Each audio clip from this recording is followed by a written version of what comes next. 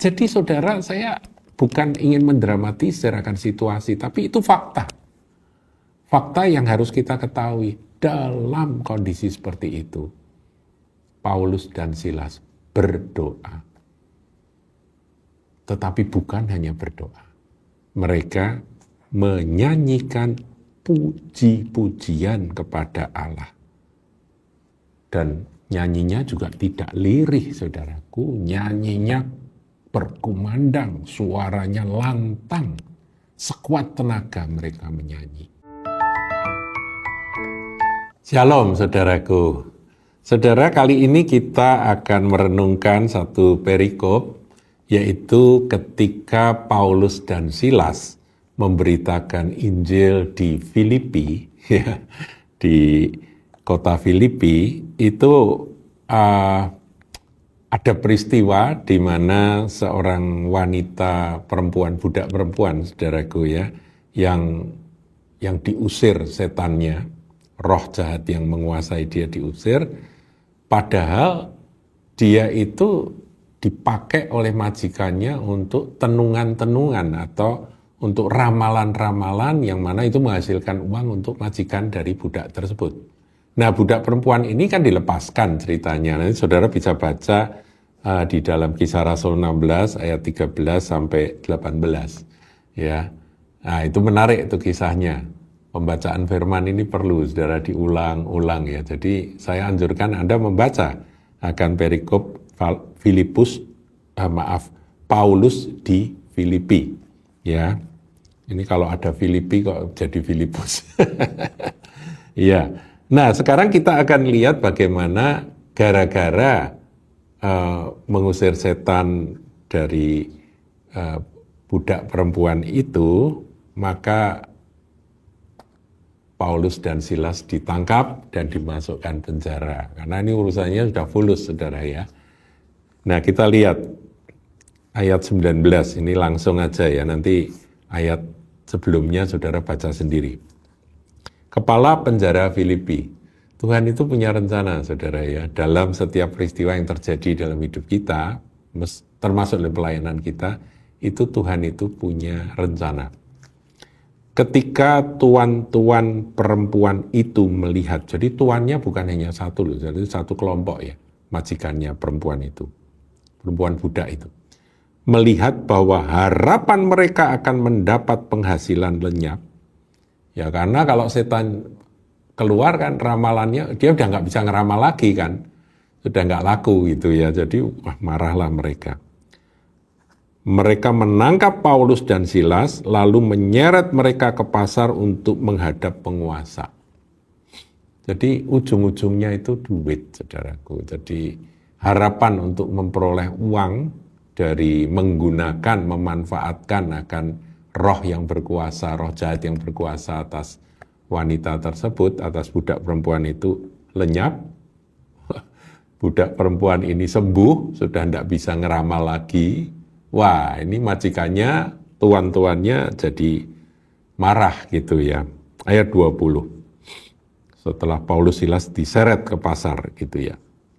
Setelah mereka membawa keduanya menghadap pembesar-pembesar kota itu, berkatalah mereka, katanya, orang-orang ini mengacau kota kita ini karena mereka orang Yahudi. Jadi ini pengacau. Sebetulnya yang dikacau itu adalah dunia roh, saudara. Ketika Anda membawa Injil kemana saja, entah itu dalam satu keluarga, dalam satu komunitas, ketika Injil yang benar-benar Anda beritakan, disertai dengan kuasa, ngusir setan, maka Anda akan jadi pengacau di dunia roh, di tempat di mana Anda melayani. Ngerti ya? Jadi mereka datang kota Filipi, memberitakan Injil, kuasa Roh Kudus bekerja, ada setan diusir, maka dikatakan orang-orang ini mengacau kota kita. Nanti ada kalimat yang mirip, tapi meningkat. Orang-orang ini mengacau dunia, itu bukan hanya kota, saudara ya. Ya, itulah. Jadi saudara mau jadi pengacau. Mau jadi pengacau dunia roh, saudaraku. beritakan Injil, dan nyatakan akan kuasa Roh Kudus. Usir setan-setan, nanti Anda jadi pengacau. Ayat 21. Dan mereka mengajarkan adat istiadat yang kita sebagai orang Rom tidak boleh menerimanya atau menurutinya, dan seterusnya ya. Juga orang banyak bangkit menentang mereka, dihasut. Lalu pembesar kota itu menyuruh mengoyakkan pakaian dari tubuh mereka dan mendera mereka. Jadi cuma dengar sepiak gitu aja langsung pakaiannya dirobek dan kemudian dicambuk, saudaraku. Setelah mereka berkali-kali didera, dipukul, dicambuk, mereka dilemparkan ke dalam penjara. Kepala penjara diperintahkan untuk menjaga mereka dengan sungguh-sungguh. Kenapa sih? Apa mereka itu badannya kekar? Enggak, saudara, yang namanya Rasul Paulus itu sejarah mencatat orangnya kecil, cuma 1,5 meter. Makanya dia disebut Paul, ya artinya kecil, Paulus itu kecil. Sesuai dengan perintah itu, kepala penjara memasukkan mereka ke ruang penjara yang paling tengah dan membelenggu kaki mereka dalam pasungan yang kuat. Kaki dipasung, saudara, tangan dibelenggu. Tetapi kira-kira tengah malam, Paulus dan Silas berdoa dan menyanyikan puji-pujian kepada Allah, dan orang-orang hukuman lain mendengarkan mereka. Saudaraku, kepala penjara menerima perintah untuk mengamankan mereka di penjara paling tengah. Dan bukan hanya itu, kaki mereka harus dipasung. Tapi apa yang dilakukan oleh Paulus dan Silas? Saudara, ada waktunya di mana kita tidak berdaya. Saya ulangi ya, ada saatnya di mana kita tidak bisa berupaya apapun juga. Seperti Paulus dan Silas. Udah didera, badan sakit semua, kemudian diseret, dimasukkan penjara paling tengah, itu pengap sekali. Ya, saudara, kalau saya menggambarkan ya, apa kira-kira di penjara itu ada WC-nya? Ya nggak ada zaman itu, saudara. Sudah gitu dipasung. Jadi maaf kata kalau kebelet BAB atau BAK, saudara ya, buang air kecil.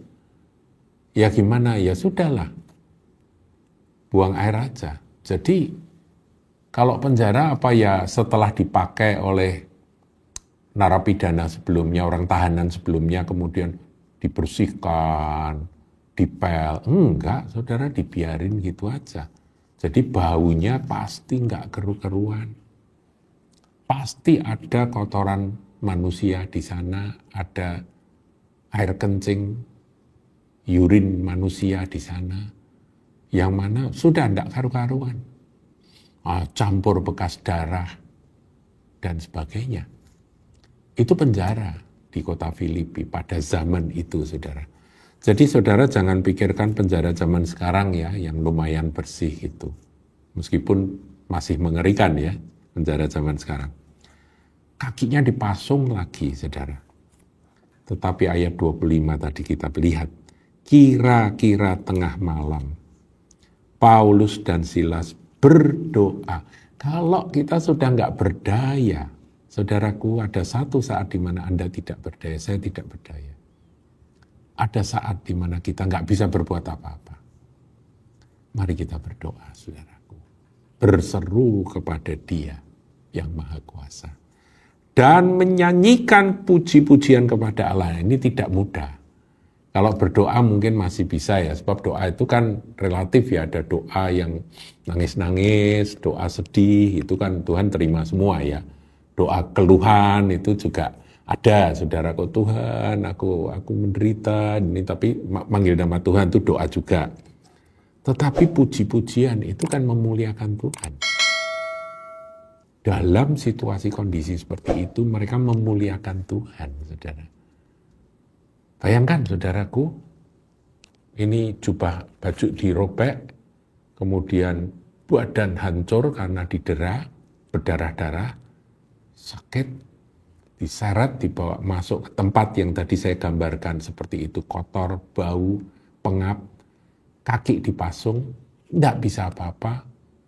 Apakah ada nyamuk? Saya nggak tahu, saudaraku. Apakah ada serangga? Saya kira serangga paling suka dengan kotoran manusia. Apakah ada tikus? Barangkali ada, tikus keluar masuk. Jadi saudara, saya bukan ingin mendramatisir akan situasi, tapi itu fakta. Fakta yang harus kita ketahui dalam kondisi seperti itu. Paulus dan Silas berdoa. Tetapi bukan hanya berdoa. Mereka menyanyikan puji-pujian kepada Allah.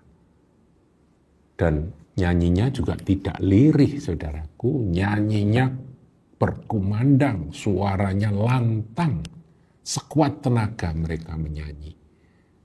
Saya nggak tahu itu dua orang hamba Tuhan ini, Paulus dan Silas ini, mungkin nyanyi akan nyanyian zaman itu, saudaraku ya, nyanyian yang terkenal di zaman itu, di mana Paulus suara satu, Silas suara dua, atau sebaliknya. Waduh, indah saudara. Mereka bisa memberikan pujian yang indah bagi Tuhan. Kata-katanya adalah memuliakan Tuhan. Mungkin dari Mazmur Daud yang dinyanyikan. Nah, saudara, dan orang-orang hukuman lain mendengarkan mereka. Jadi orang-orang hukuman yang lain, tetangga-tetangga kamar sel sebelahnya itu mendengar. Ini kok ada suara seindah ini di tengah malam, di tengah kegelapan, di liang tutupan, ini ada suara yang begitu indah, memuliakan Tuhan. Mereka mendengar, saudara. Ayat 26, saya ingin sampaikan bahwa yang dengar bukan hanya manusia-manusia, yaitu narapidana yang lain. Yang mendengar adalah Tuhan, pencipta langit dan bumi, Bapa di surga. Yesus Kristus Tuhan mendengar pujian dari hamba-hambanya ini. Maka dijawablah dari surga. Akan tetapi terjadilah gempa bumi yang hebat, sehingga sendi-sendi penjara itu goyah. Dan seketika itu juga terbukalah semua pintu dan terlepaslah belenggu mereka semua. Nah saudaraku, gempa bumi, tapi gempa buminya aneh. Gempa bumi itu membuat sendi-sendi penjara goyang, dan seketika, nggak pakai lama saudaraku, nggak pakai nunggu berapa menit, berapa jam, seketika itu juga terbukalah semua pintu. Jebrak, jebrak, jebrak, terbuka. Dan terlepaslah belenggu mereka semua. Pasungan itu plak, buka sendiri. Nggak ada yang membuka. Terlepas, supernatural, saudaraku. Ayat 27. Ketika kepala penjara itu terjaga dari tidurnya dan melihat pintu-pintu penjara terbuka, ia menghunus pedangnya hendak membunuh diri. Saudaraku, hukum pada masa itu bagi petugas itu keras. Kalau petugas tidak menjalankan akan tugasnya, tanggung jawabnya untuk menjaga para tawanan itu dengan baik, sampai tawanan itu bisa lolos, mereka harus dihukum.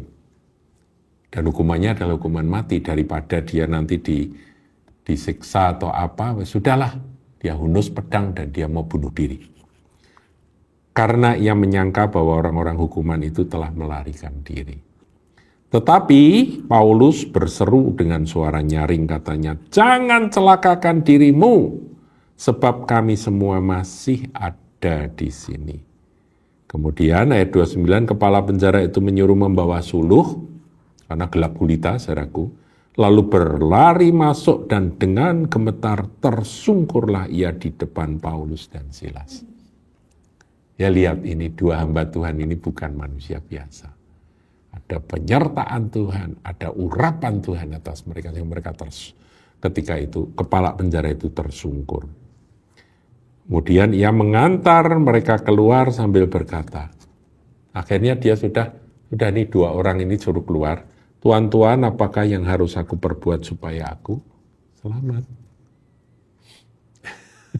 Tanya, aku ini sudah mau mati ini tadi, tapi engkau halangi aku, engkau tahan supaya aku tidak mencelakakan diriku. Sekarang bagaimana caranya supaya aku selamat? Ayat 31, jawab mereka, percayalah pada Tuhan Yesus Kristus dan engkau akan selamat.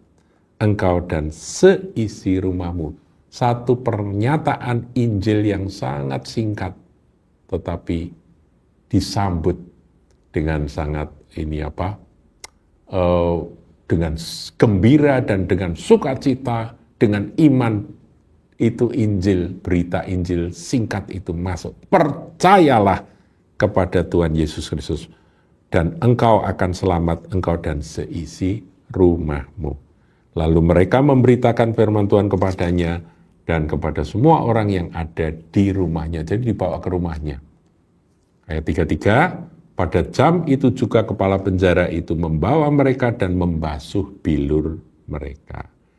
Seketika itu juga ia dan keluarganya memberi diri dibaptis. Nggak pakai lama, langsung cari air, cari kolam, langsung mereka dibaptis.